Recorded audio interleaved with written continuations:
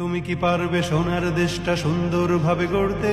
তুমি কি পারবে মানুষের তর জীবন দিয়েই লড়তে? তুমি কি পারবে স্বাধীনতাকে আবার ফিরিয়ে আনতে? তুমি কি পারবে দুর্নীতিবাজ সন্ত্রাসীদের রুখতে?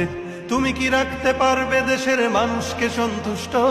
আলহামদুলিল্লাহি রাব্বিল মাশরিকাইন ওয়া রাব্বিল মাগরিবাইন আল্লাযী খালাকা কুল্লা শাইইন যাওজাইন ওয়া আওজাবা আলাইনাল ইহসানা বিল ওয়ালিদাইন ওয়া নাশহাদু আন লা ইলাহা ইল্লাল্লাহু ওয়াহদাহু লা শারীকা লাহু وأشهد أن محمدا عبده ورسوله سيد الكونين صلى الله عليه وعلى آله وصحبه وأتباعه أجمعين ليلا ونهارا في الطرفين فقد قال الله تعالى في كلامه المجيد وبرهانه التوحيد أعوذ بالله من الشيطان الرجيم بسم الله الرحمن الرحيم إذا جاء نصر الله والفتح ورأيت الناس يدخلون في دين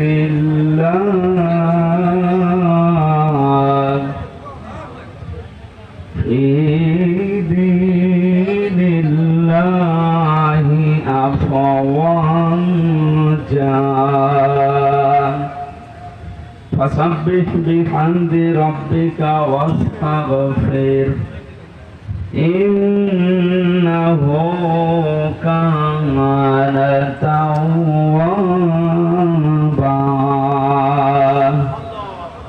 صدقت يا ربنا اللهم صل على سيدنا مولانا محمد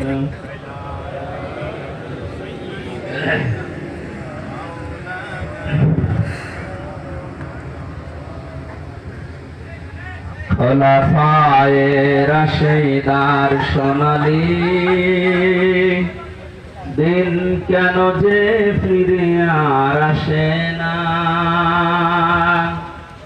সকলে পেয়ে তার অধিকার কেন যে মন খুলে হাসে না। ধুলির আসনে বসে ওমরে রাজ্য শাসন করেছে,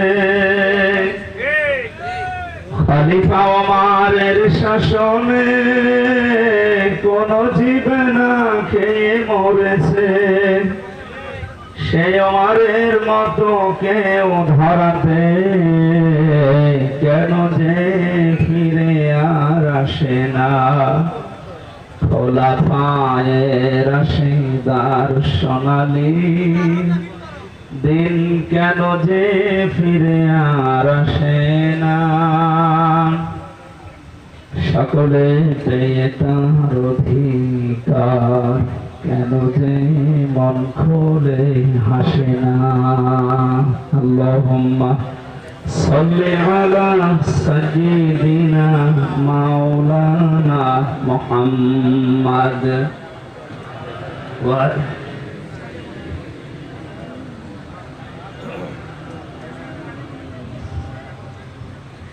আলহামদুলিল্লাহ।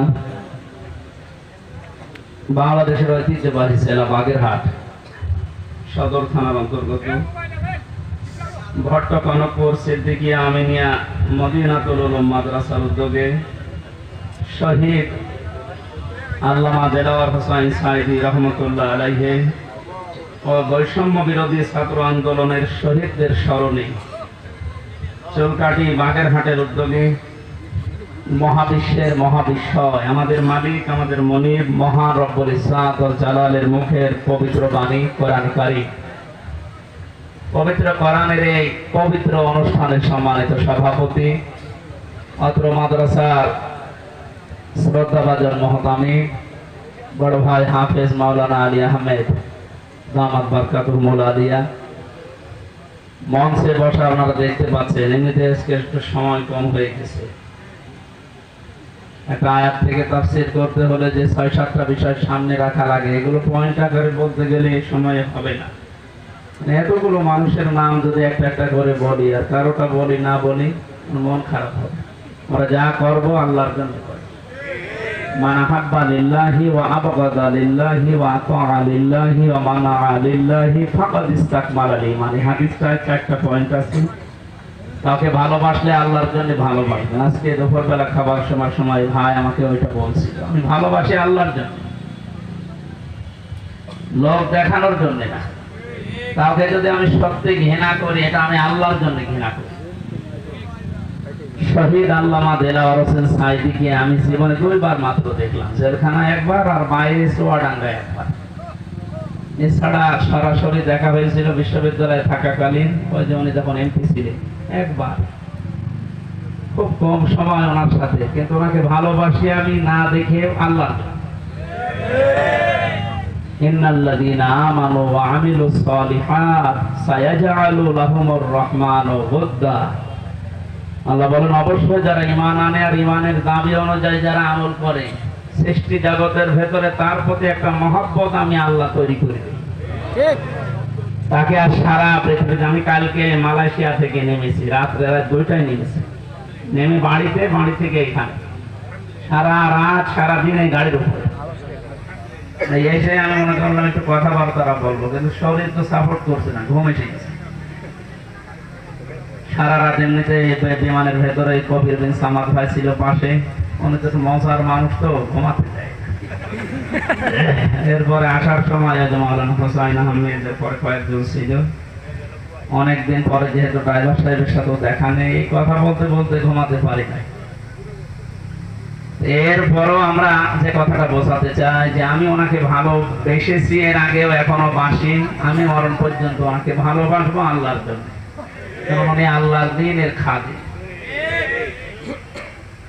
2 নম্বরে আমি কাউকে যদি ঘৃণা করি, দেখতে না পারি, সহ্য আমার না হয়, এটা আমার আল্লাহর জন্য হয় না, আমার ব্যক্তিগত কারণ না। হ্যাঁ, আমি রিমান্ডে 10 দিন ছিলাম, আপনারা জানেন। 3টা বছর আমি যাই না, ঘরের নাম শোনেন, ওই রকম জায়গায় ছিলাম। আমি আল্লাহর জন্য ওনাদেরকে ঘৃণা করছি এবং আপনাদেরকে ঘৃণা করার জন্য বলছি এই কারণে, কারণ এগুলো মানুষ না, মানুষ নাম এগুলো জানোয়ার।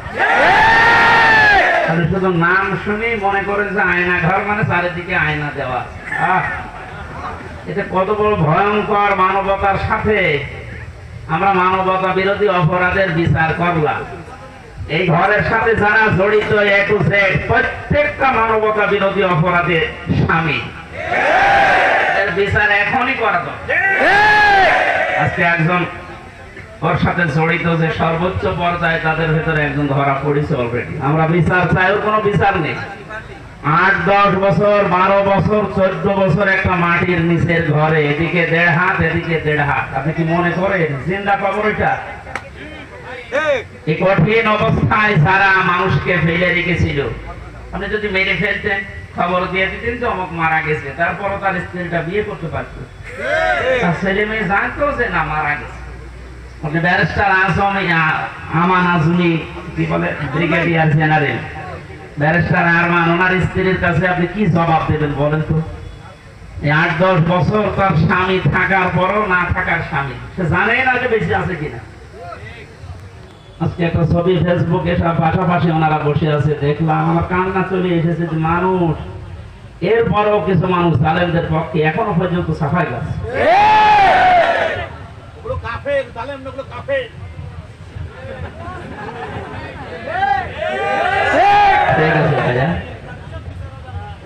দেখেন আমার হাতে কোরআন শরীফ, সত্য কথা বলছি, আল্লাহর কসম। আমি যে কষ্ট পেয়েছি 3 বছর, আমার কষ্টের কথা আমি আমি আল্লাহর জন্য মাফ করে দিয়েছি, কিন্তু ওনারা যা করেছে ওটা মাফ পাওয়ার মতো না।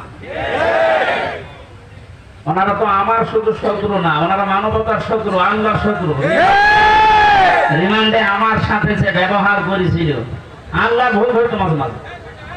এই যে অফিসার গুলো ছিল কাউন্টার টেরোরিজমের, এই মেন দায়িত্বে যে লোকটা ছিল আসাদুজ্জামান, মনিরুল তো আগে ছিল, আমার সময় আসাদুজ্জামান, এরপরে এসপি আতিকুর রহমান, শেখ ইমরান, এই বাগেরহাটে বাড়ি।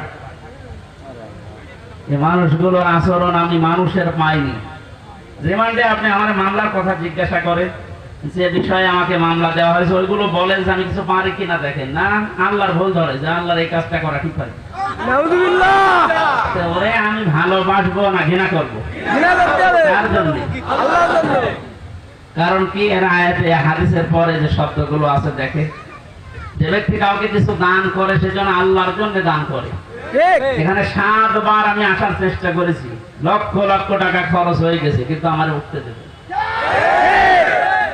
এই জন্য এখানে যদি আপনি কিছু এই খরচটা তোলার জন্য দিয়ে যান, যে ড্রাম গুলো দেওয়া আছে, জোর করে না, আল্লাহর জন্য দিয়ে যাবেন। কাউকে যদি কিছু না দেন যে আমি দেব না, তাও যেন আল্লাহর জন্য হয়। এই 4টা কথা যদিও সহজ, এটা কত কঠিন মানা, এখন সে বাস্তবতা চলে এসেছে।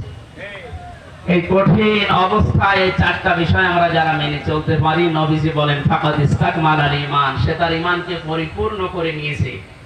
এই হাদিসটা আমাদের জীবনে আমল করার তৌফিক আল্লাহ যেন দান করেন, আমিন।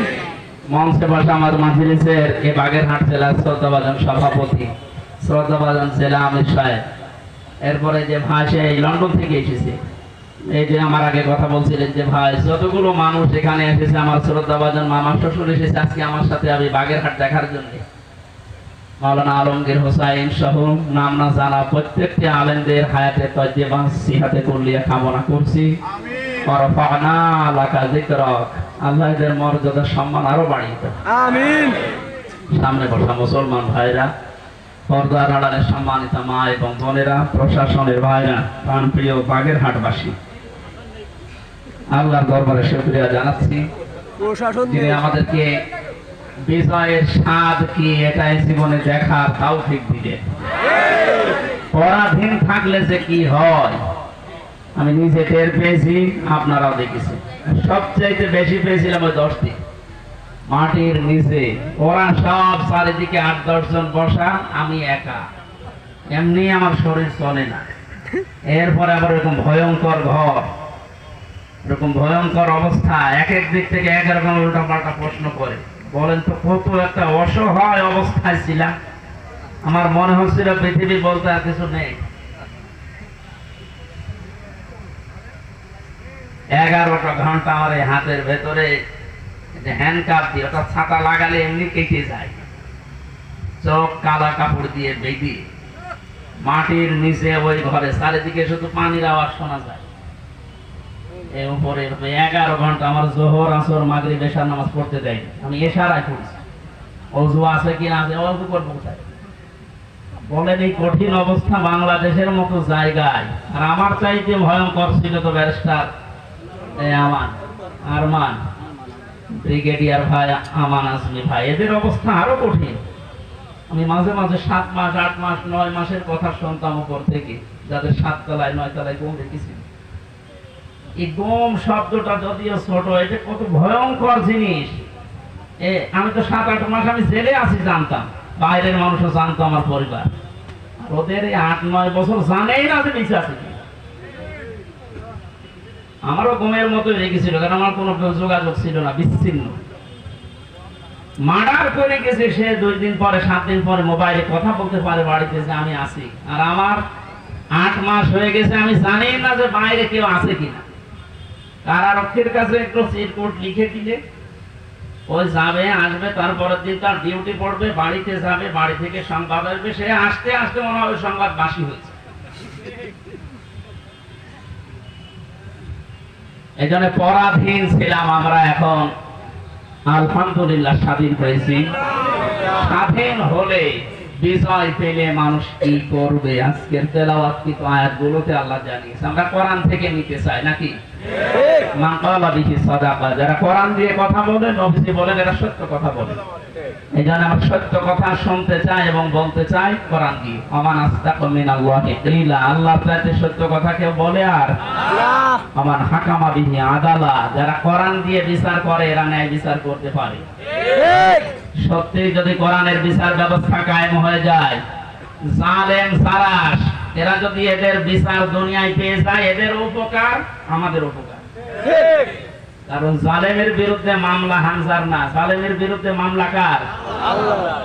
এটাকে আমি বানালাম না। সূরা শূরা 25 নাম্বার পারা 6 নাম্বার পৃষ্ঠা 12 নাম্বার লাইনে 42 নাম্বার আয়াত। আল্লাহ পাক বলেন ইন্নামাস সাবিলু আলাল্লাযিনা ইয়াজলিমুনান নাস ওয়া ইয়াবগুনা ফিল আরদি বিগাইরিল হক উলাইকা লাহুম আযাবুন আলীম। এটা তাফসীরে ফি জিলালিল কোরআন। আমি জেলখানায় থাকতেছে তাফসীরগুলো দেখলাম, তার ভেতরে এটা একটা ফি জিলালিল কোরআন। জালেমরা বাস্তবতায় যা দেখলাম, এই জালেমগুলো জানে না যে জেলখানায় বসে বসে সাইয়্যিদ কুতুব এই জিলালিল কোরআন তাফসীর লিখেছে। এইটা জেলখানায় চলতে দেয়, অথচ সাইয়্যিদ আবুল আলা মাওদুদী রাহমাতুল্লাহ আলাইহির ফি জিলাকির তাফহিমুল কোরআন ঢুকতে দেয় না। জালেমরা জানে যে ওইটা কত বড় কঠিন, আর ওর লিখাই হয়েছে জেলখানায় বসে ওইটা পড়তে দিত। ওখান থেকে রেফারেন্স হিসাবে যেগুলো বলবো বেশিরভাগ ওখান থেকে, বাকিগুলো তাফসীরে ইবনে কাসির।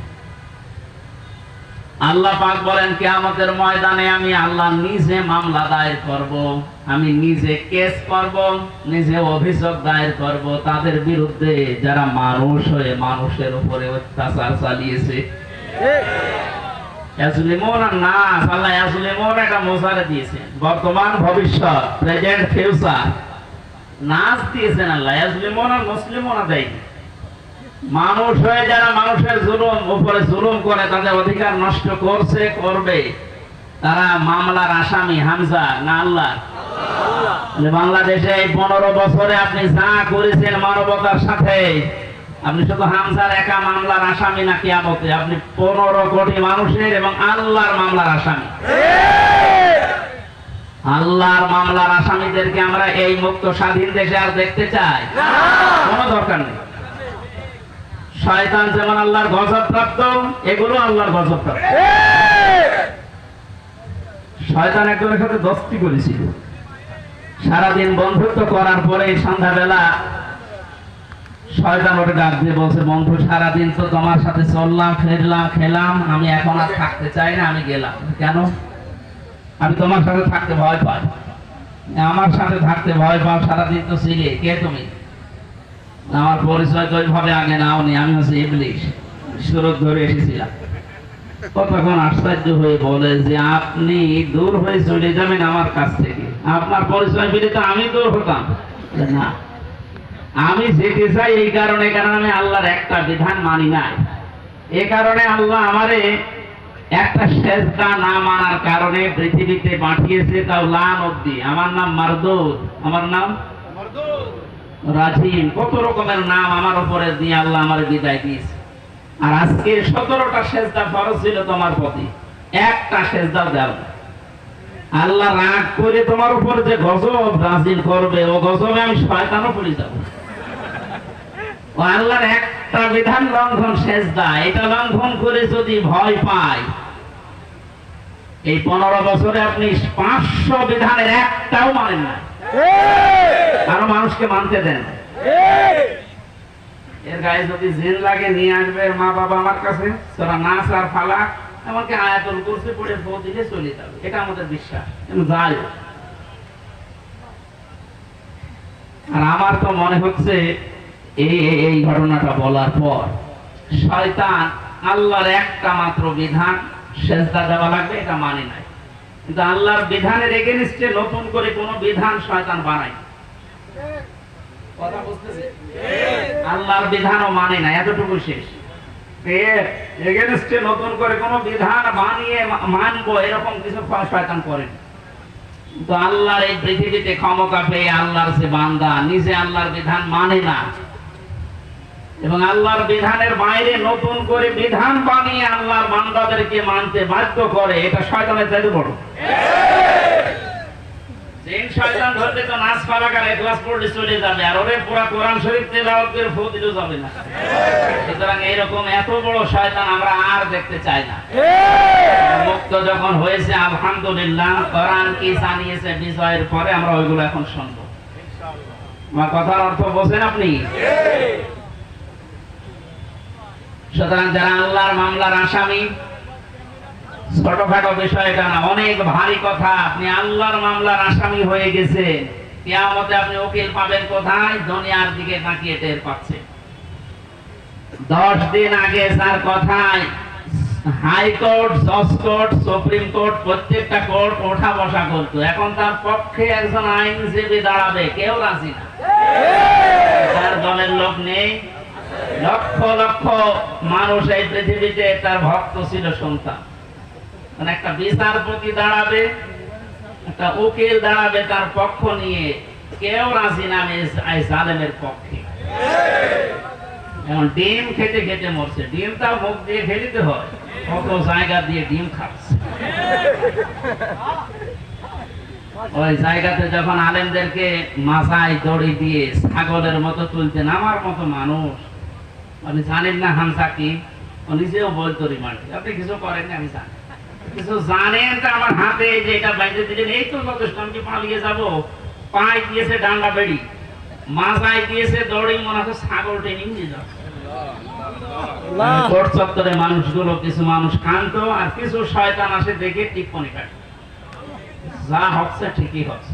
এবার ঠেলা টের পাও,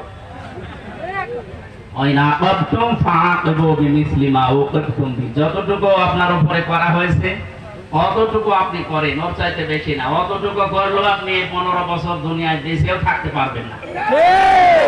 যা করেছেন যদি অতটুকু আল্লাহর ভাষায় আমরা করতে চাই, সত্যি আপনি পারবেন না। এদেশের বহু মেধাবী সন্তানেরা এই কোটার বিরুদ্ধে এমনি আন্দোলন করে না। বিশেষ করে এই 17 বছরের বাস্তবতা আমার জীবনে আমি যতটুকু দেখেছি, আপনি তাকান তো, অনার্স মাস্টার্স করার পরে বিশ্ববিদ্যালয়ে ফার্স্ট ক্লাস ফার্স্ট হওয়ার পরেও নেবে না, দলীয় পরিচয় পেছনে বিএনপি করে, শিবির করে, এই যে একদিন। আরে ওইগুলো না দেখে আমার মেধা আছে কিনা ওইটা দেখ। কত বড় জুলুমের শিকার বানিয়ে রেখেছিলেন এই ছাত্র জনতাকে, বলে আল্লাহ এমনি এমনি নাড়া দেয়। কোরআনের পাখি সেই 15-16 বছর আগে একবার বলেছিল যে একটু 12 কোটি জনতা নাড়া দেবে গাছের গোড়া ধরে, দিল্লি গিয়ে পড়বা মামু বাড়ি। ঠিক আছে, খাপের খাপ মন পাজের বাপ মিলে গেছে। আমরা তো কিছু করি না, খালি হাতে তার একটু নাড়া দিয়েছি, তার সবাই না, খালি ছাত্ররা একেবারে জায়গা মতো যে পুরি। শ্বশুর বাড়ি আমাদের তো মামার বাড়ি।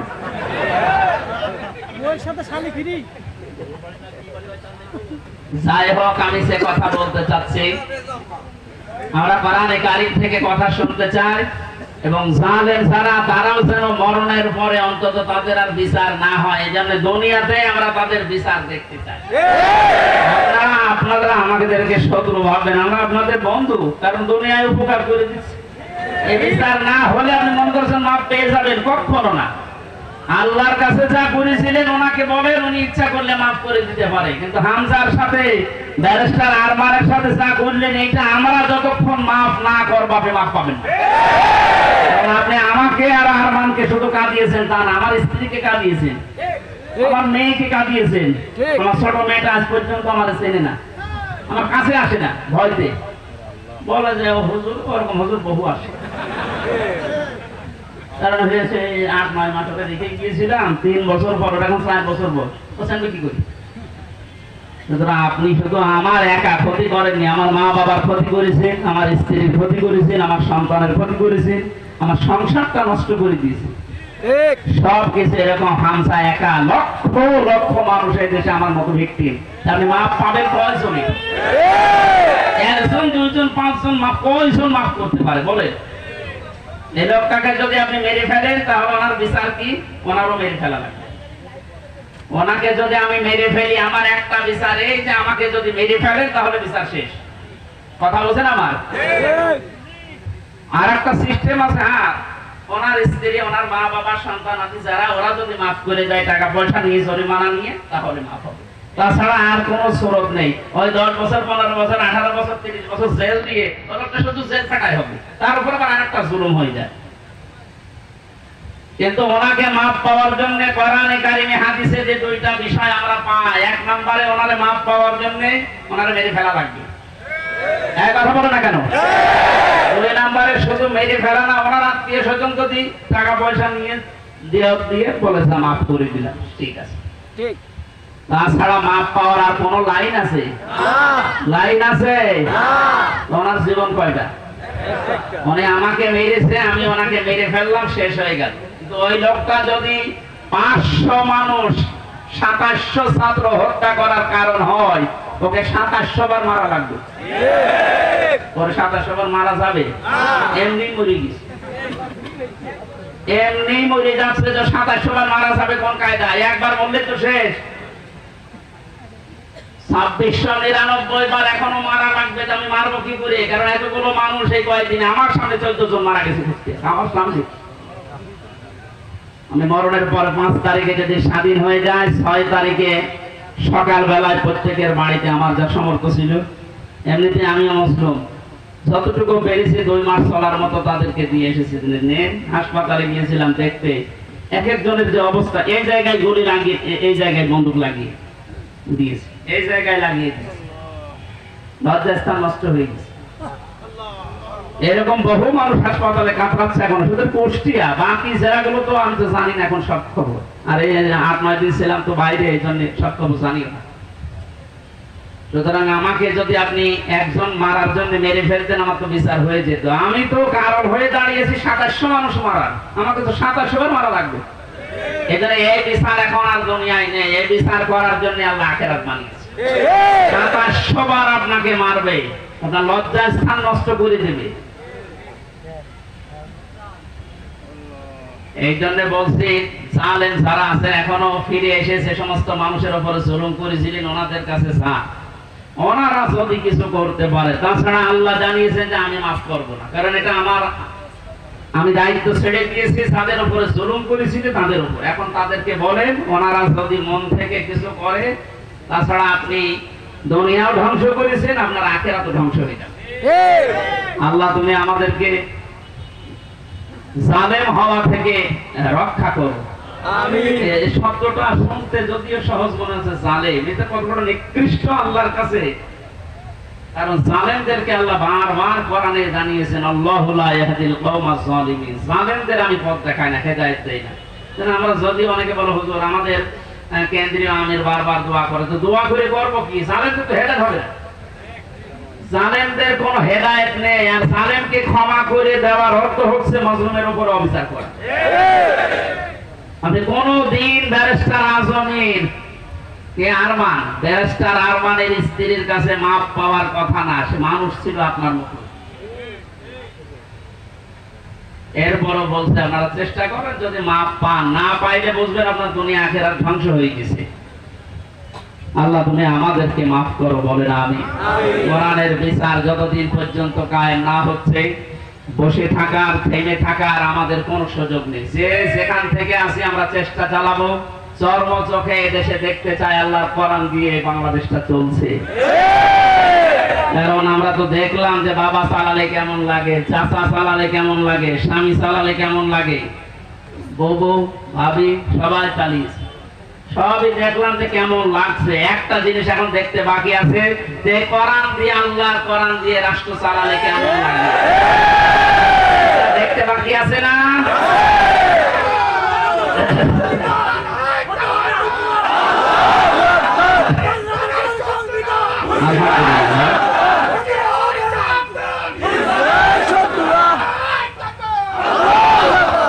এইটা দেখতে যখন বাকি আছে, আমি মুসাফির মানুষ, মাজলুম মানুষ এবং অসুস্থ মানুষ, আর 3টা দোয়া কবুল হওয়ার কথা হাদিসে আছে, যে মাজলুমের দোয়া কবুল হয়, মুসাফিরের দোয়া কবুল হয়, অসুস্থ মানুষের দোয়া কবুল হয়। সবাইকে নিয়ে মাগরিবের আগে আমি দোয়া করবো ইনশাআল্লাহ। সূরা নাসরের তাফসীরটা করার পর আল্লাহ যেন চর্ম চোখে অন্তত এইটা দেখে যাওয়ার তৌফিক দেয় যে আমাদের দেশটা কোরআন দিয়ে চলছে। কি যে শান্তি পাবে প্রত্যেক ধর্মের মানুষেরা, আমি বলে বোঝাতে পারবো না, আপনি পাবেন ইনশাআল্লাহ। আমাদের আমার হাকামা বিহি আদালত, যেহেতু নবীজি জানিয়েছেন কোরআন দিয়ে বিচার ফায়সালা করলে ন্যায় বিচার পাওয়া যায়। ন্যায় বিচার কি শুধু নাম শুনে ন্যায় বিচার পেয়েছি 17 বছর আমরা। আমার এই ঠনকো মূল্য চুরি মামলা দিয়েছিল, আমার মামলা খুব কঠিন না, মূল্য চুরি করলে যা হয় ওই রকম একটা। সেই মামলা আমার 30-32 বার হাইকোর্টে ওঠে, সিএম কোর্ট, জজ কোর্ট, হাইকোর্ট, তিনবার হিসাব করে দেখেন 30 থেকে 33 বার উঠেছে, না হবে না। আর এদিকে প্রতিদিন আপনি টিভির সামনে বসে বলি ছড়ান যে আমরা ন্যায় বিচার কায়েম করছে। এই ন্যায় বিচারের একটা নমুনা যা করেছেন বিচার ব্যবস্থায় যাদেরকে বসিয়েছেন প্রত্যেকটা অবিচার করেছে। আর আমার 164 যে ম্যাজিস্ট্রেট নিয়েছিল ওই শয়তানকে আমি জেলখানে যাওয়ার 3 মাস পরে দেখি ও ভেতরে ঘুরে বেড়াচ্ছে। এখানে কেন? ও আমার বেকার এই সমস্ত বিষয়গুলো লিখে মানে একেবারে জালিয়াতি করে সই করি। হুজুর আপনি মাত্র কিছুক্ষণ পরে বেরিয়ে চলে যাবেন, কারণ আমি 164 বুঝতাম না। ওসব লাইনের লোক আমরা এই সিটারি বাঁটমারি এই 2 নাম্বারই করে বসে খালি সই করে দেন, নিচে আপনার ছোট ছোট মেয়েরা কাটতেছে আমি জানি, আপনি চলে যাবেন। ওর ওপর বিশ্বাস করে আমি সই করি, নিচে আসলাম, জায়গা সাক্ষাৎ করে আমার জেলে পাঠিয়ে দিলে আনন্দে আছে যে কয়েকদিন মাত্র বের হয়ে যাবে। ও আল্লাহ শুনতে 164 আমি যা যা বলতে চাইনি ওই শয়তান সব লিখে খালি আমার সইটা বসি। পরে জেলখানায় দেখে কাশিমপুরে বললাম কি আপনি এখানে, আপনি কাজটা ঠিক করলেন, জেনে শুনে আমার জীবনটা এভাবে নষ্ট করলেন? বলতে আমার উপর থেকে যা বলেছে আল্লাহর ওলির আমি তাই, আমার কিছু করার নেই। আপনি এখানে কি? বলতে আমার বউ মামলা দিয়েছে। আমিও মামলা দেবো তো না, এখানে আল্লাহ ছাড় দিয়েছিল কিন্তু ছেড়ে দেয়নি। আল্লাহর ধরা বড় শক্ত ধরা, যেটা আমরা আইন মন্ত্রী আরে দরবেশ বাবারে দেখে বসে কি দাপট গো। আমি মাঝে মাঝে আইন মন্ত্রীর আদালতে দেখতাম, আরে দরবেশ বাবা দেখতাম বসে আছে, আমার যখন নিয়ে যেত ওই উপরে দেখা যেত যে বসে আছে দরবেশ। দরবেশ যে এই কাম করতে পারে আমার তো কোনোদিন বিশ্বাস হয়নি। দাড়ি কেটে নম হয়ে গেছে, শয়তান পর্যন্ত এখন ঘৃণা করছে যে আমি এত খারাপ না। ধিক্কার যারা আপনাদের এই দাড়ি রাখায় সুন্নতকে নিয়ে হেয়ালিপনা করাই এই আর কি ঠাট্টা বিদ্রুপ করা। আমি সুন্নত পর্যন্ত কেটে বাদ দিয়ে দিলেন, কিয়ামতে আল্লাহর নবীও আপনাকে বাদ দিয়ে চলে যাবে। আল্লাহ তুমি আবার বলছে মানুষগুলো যদি, আমি আবার বলছি ভুল আর অন্যায় করা এটা কিন্তু এক না। ভুল মানুষ করতে পারে, জেনে শুনে অন্যায় করে ভুল বলে চালিয়ে দেবেন, যেটা এখন চালানো হচ্ছে। অন্যায় যারা করেছেন, অন্যায় করলে মাস্ট বি তাকে শাস্তি পাওয়াই লাগবে। আমরা কিছু না করে যদি শাস্তি পেতে পারি 3 বছর, আপনি করে তো আপনার 99 বছর শাস্তি হওয়া দরকার।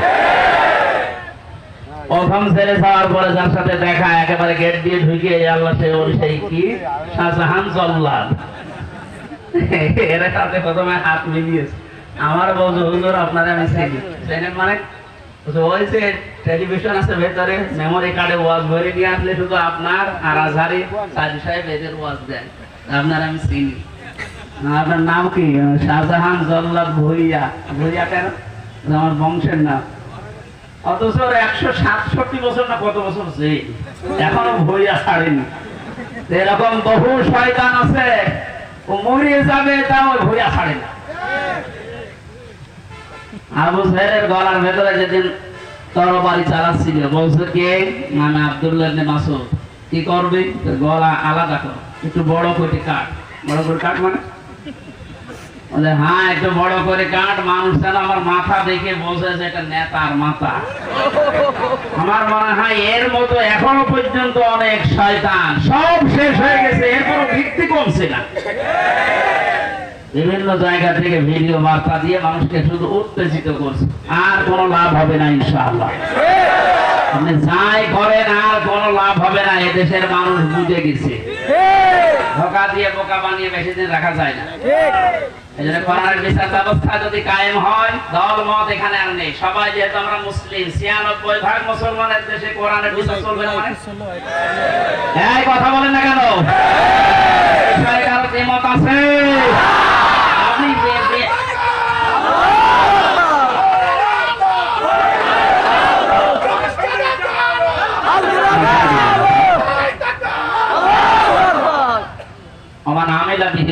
যারা কোরআন দিয়ে আমল করবে, কিয়ামতে আল্লাহ নিজে তাদেরকে পুরস্কার দান করবে।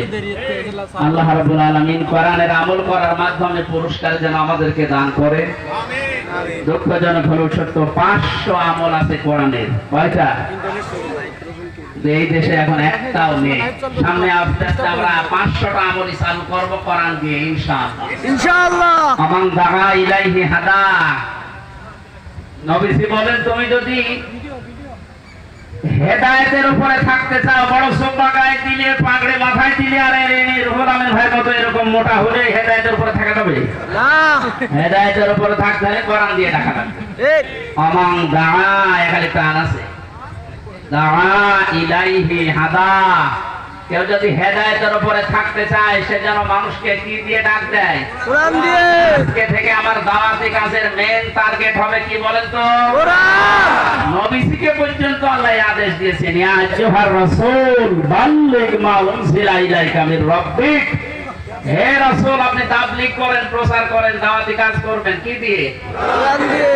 সুতরাং আমরা দলমত চিনি না, বুঝি না, এই সব কিছু যেন এই কেন্দ্রিক হয়। ঠিক। ফাকাদ হুদিয়া ইলা সিরাতিল মুস্তাকিম। কেউ যদি হেদায়েতের উপরে থাকতে চায়, কোরআন দিয়ে সে ডাকবে, এবং কেউ যদি কোরআনের ডাকে সাড়া দেয়, আল্লাহ নিজে তাকে হেদায়েত নসিব করে দেবে। সুতরাং আজকে আমরা কোরআনে কারীম দিয়ে আপনাদেরকে ডাক দেব, আপনারা কোরআনের ডাকে সাড়া দেবেন। আমরা প্রত্যেকেই হেদায়েতের উপরে চলতে চাই, সিরাতে মুস্তাকিম আমরা পেতে চাই। আমিন। আমিন। দরুদ আর সালাম পড়ছি মুহাম্মদুর রাসূলুল্লাহ সাল্লাল্লাহু আলাইহি ওয়াসাল্লামের প্রতি। সূরা নাসর পড়েছি, মাদানী যুগের সূরা। কোরআন শরীফে 3 আয়াত বিশিষ্ট 3টা সূরা আছে, আসর, নসর আর কাউসার। কয়টা বলেন তো? নসর মানে সাহায্য। নসর মানে কি? আর নাসর মানে ইগল। নুন সাদ র, নাসর মানে সাহায্য। নুন সিন র, নাসর মানে ঈগল পাখি। এজন্য এখানে যারা তেলাওয়াত করেন এই সূরাটা নামাজে একটু মুখ গোল করে পড়বেন। আল্লাহ পাক বলেন, ইযা জা নাসরুল্লাহি ওয়াল ফাত। যখন আল্লাহর সাহায্য আসবে তখন আপনি বিজয় দেখতে পাবেন। যদি আপনি ইযা জা নাসরুল্লাহি ওয়াল ফাত বলেন সিন দিয়ে, যখন ঈগল পাখি আসবে তখন বিজয় পাবে। পুরা মানে উল্টে যাচ্ছে। এজন্য একটু খেয়াল করে শব্দগুলো উচ্চারণ করবে। যেহেতু এটা মাদ্রাসা আপনারা বানিয়েছেন, এলাকার মানুষেরা, আপনাদের একটা সুন্দর অন্তত ব্যবস্থা আছে। এই মসজিদ মাদ্রাসা দিয়ে শুধু ছাত্র ছাত্রী না, এখানে বয়স্ক শিক্ষা চালু করে যারা পড়তে পারেন না তাদেরকেও নিয়ে আসেন। 2-3টা একটা ব্যাচ করে দিন। আমার গ্রামের বাড়ি কুষ্টিয়ার হালসা। আমি একবার যে দেখি মানুষ নামাজে একেবারেই নেই। গ্রামে তো যেতাম কম, মহসেন সাহেবকে বললাম, মানুষ মানুষ নামাজ পড়ে না। নামাজ পড়ে না এটা এদের দোষ নাই, দোষ আমার। কারণ নামাজ যে কি এটা এরা জানে না। আর নামাজের ভেতরে যে আসলে কি পাওয়া যায় এটা তো এরা বোঝে না। দেখেন আমি ওই ব্যবস্থাটা করে দিই, তখন আর এই 2 জন 5 জন না, কমপক্ষে এই মসজিদে 500 মানুষ ধরে 400 মানুষ চলে আসবে। 2 জন উস্তাদ রেখেছিলাম, নিজের টাকা যা আসতো সব দিয়ে বললাম যে আপনারা পড়ে। মাগরিবের পর থেকে বাবার বয়সী লোক যারা কাজ কাম নেই, সারাদিন মাঠে ঘাটে ঘাটে, বললাম পড়ে, কিছু দেওয়া লাগবে না, সব খরচ আমার, আপনার শুধু কোরআনটা শেখে। ওরা 2-3 মাস যাওয়ার পরে দেখি মসজিদের চেহারা পাল্টিয়ে গেছে। আল্লাহু আকবার। কিন্তু মাঝখান থেকে তো আমার জীবনে একটা কালো মেঘ নেমে আসলো। ওই গেলাম, ধরে নিয়ে গেল, 3 বছর এই যে বন্ধ হয়ে আছে, এখনো চালু করতে পারি নাই। আবার সামনে করবো ইনশাআল্লাহ। ইনশাআল্লাহ। আমি দেখেছিলাম মাত্র 2-2.5 মাসের ব্যবধানে কত মানুষ এই যে নামাজে, তখন তাদেরকে পিটিয়েও আপনি দূর করতে পারবেন না। সুতরাং এখানে মাদ্রাসা মসজিদ বানিয়েছেন বয়স্কদের জন্য, মাগরিব থেকে এশা, এশা থেকে আরো রাত 9টা-10টা পর্যন্ত কোরআন কেন্দ্রিক আসেন সবাই, দলমত নির্বিশেষে। তখন আপনাকে কোরআনে কারীম নিজেই হেদায়েত দিয়ে পথ দেখিয়ে দেবে।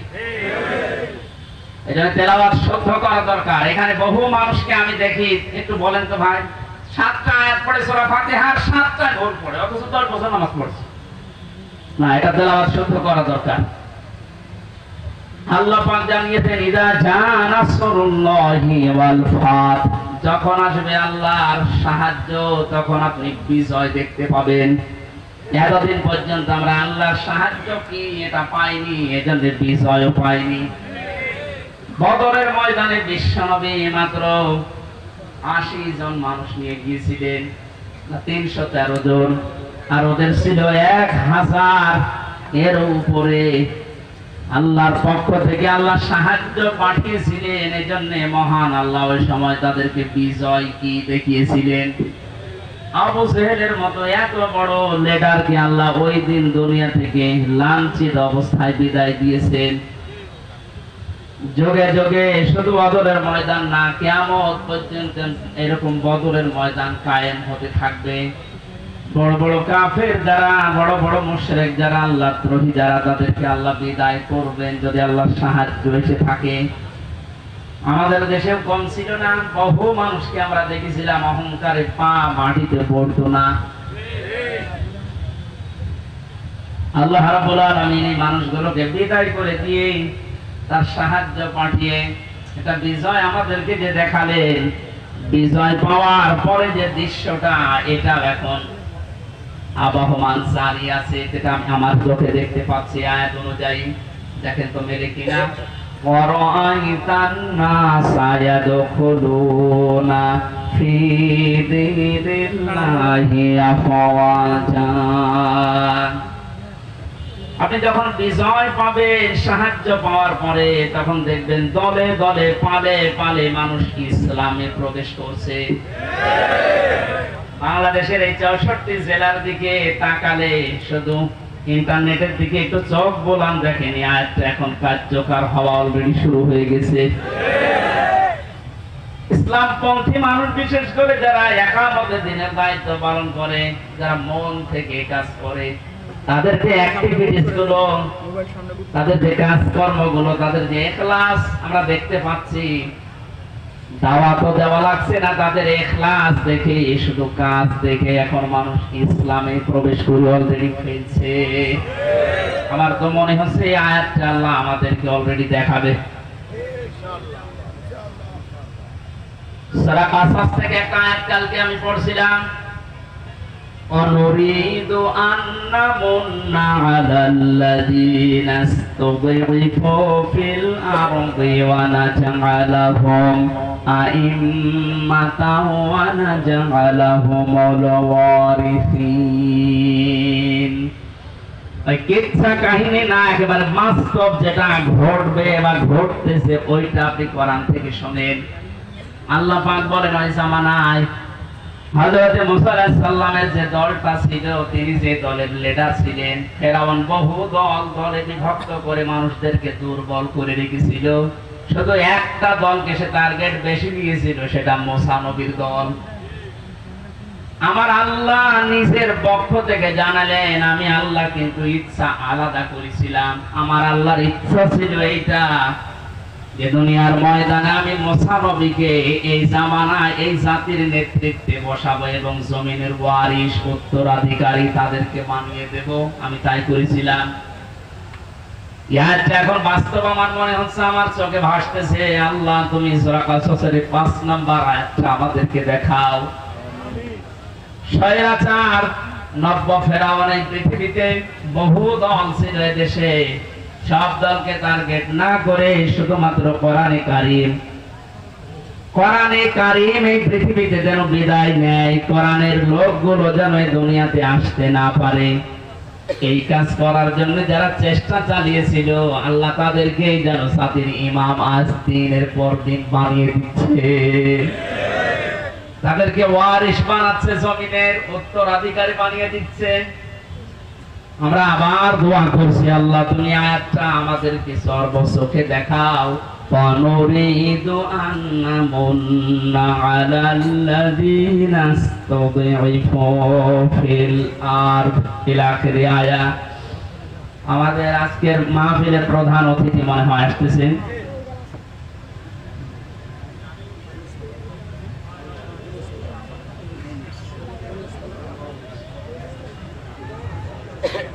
আজকের মাহফিলের প্রধান অতিথি সাবেক সংসদ সদস্য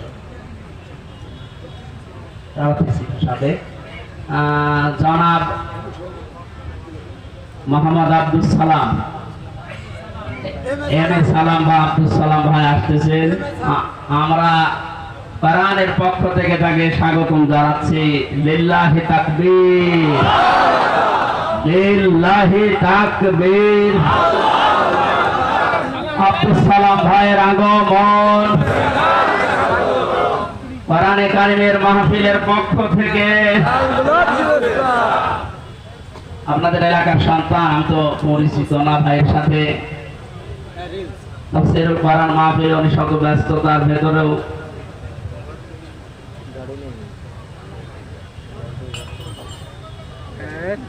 স্বাধীন বাংলাদেশের যে স্বাদ এখন আমরা পাচ্ছি, সেই দেশে উনি এসেছেন, আলহামদুলিল্লাহ।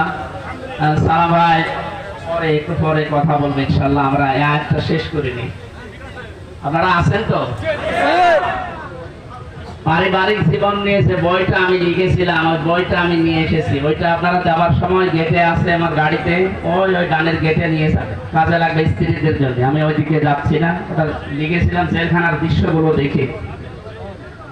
আজকে আমাদের মাহফিলে যিনি এসেছেন প্রধান অতিথি হিসাবে জনাব এম এ সালাম ভাই, উনি আর কিছুক্ষণ পরে আপনাদের সামনে দোয়া নেবেন, কথা বলবেন। আমরা আয়াতটা শেষ করি, যেহেতু তাফসীরুল কোরআন মাহফিলে অরাইতান নাসা ইয়াদখুলুনা ফি দীনিল্লাহ। একটু আওয়াজ কম করা লাগবে ভাই, একটু আওয়াজ কম করেন, কয়েক মিনিট আমি আয়াতটা শেষ করি, কথা বলা যাবে না। একটু পরে, একটু পরে। কোরআনের আয়াতের দিকে তাকালে আমি যেটা দেখতে পাই, ইয়াদখুলুনা এটা মুজারে, বর্তমান ভবিষ্যৎ, প্রেজেন্ট ফিউচার। ফি দীনিল্লাহ, আল্লাহর দ্বীনের ভেতরে। বলেন তো দিন কার? আল্লাহ। এই দিন কি আমির হামজার? না। এম এ সালামের? কার? দিন আল্লাহ। বলেন দিন কার?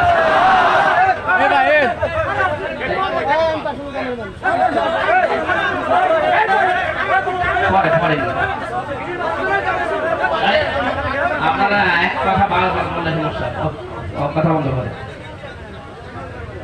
দিনের মালিক এই পৃথিবীতে কেউ না, এমনকি বিশ্বনবী মুহাম্মদ রাসূলুল্লাহ দিনের মালিক ছিলেন না, তিনি দিনের খাদেম ছিলেন। কি ছিলেন বলেন তো? আমরাও দিনের কি? সুতরাং আমরা খেদমত করে যাব দিন ইসলামের, দিনের না। আল্লাহর এই দিনকে আমরা জমিনে জিন্দা রাখার জন্য চেষ্টা চালিয়ে যাব। কারণ খাদেমের যে কাজ, কামলার যে কাজ, আমরা সেই দায়িত্ব নিয়েছি। আমরা যেন চর্মচোখে অন্তত এটা দেখতে পাই যে আল্লাহর দিন এই জমিনে কায়েম হয়ে গেছে।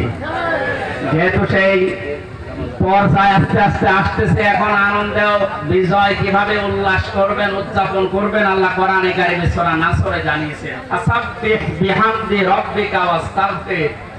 আল্লাহর সাহায্য এবং বিজয় যখন আসবে, তখন আপনি ইস্তেগফার করেন আর হামদ প্রকাশ করেন, তাসবিহ করেন। এখানে তাসবিহ কি?